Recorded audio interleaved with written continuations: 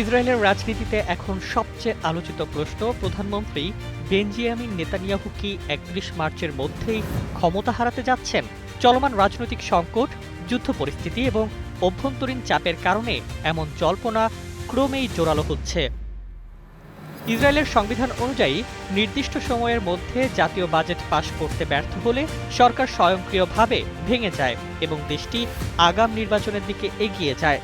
চলতি বছরের সেই সময়সীমাই এখন ৩১ মার্চ হিসেবে গুরুত্বপূর্ণ হয়ে উঠেছে।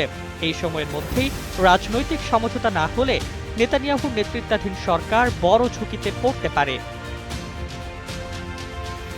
অন্যদিকে চলমান আঞ্চলিক উত্তেজনা ও ইরান ইস্যুতে সামরিক অবস্থান শক্ত হলেও অভ্যন্তরীণ রাজনীতিতে নেতানিয়াহুর অবস্থান দুর্বল হচ্ছে বলে মনে করছেন বিশ্লেষকরা।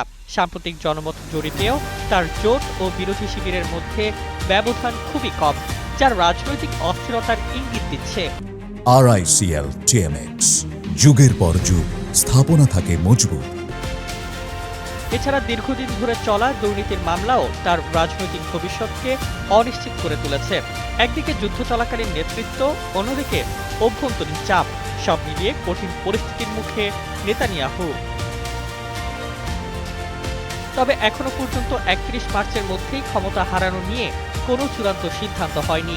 বিষয়টি মূলত রাজনৈতিক সমীকরণ, বাজেট আলোচনা এবং জোট রাজনীতির উপর নির্ভর করছে। সব মিলিয়ে আসন্ন সময় ইসরায়েলি রাজনীতির জন্য অত্যন্ত গুরুত্বপূর্ণ হতে যাচ্ছে। নেতানিয়াহুর ভবিষ্যৎ নির্ধারণে ৩১ মার্চ হতে পারে এক বড় মোড় ঘোরানোর দিন। Desk report, Bangladesh bulletin.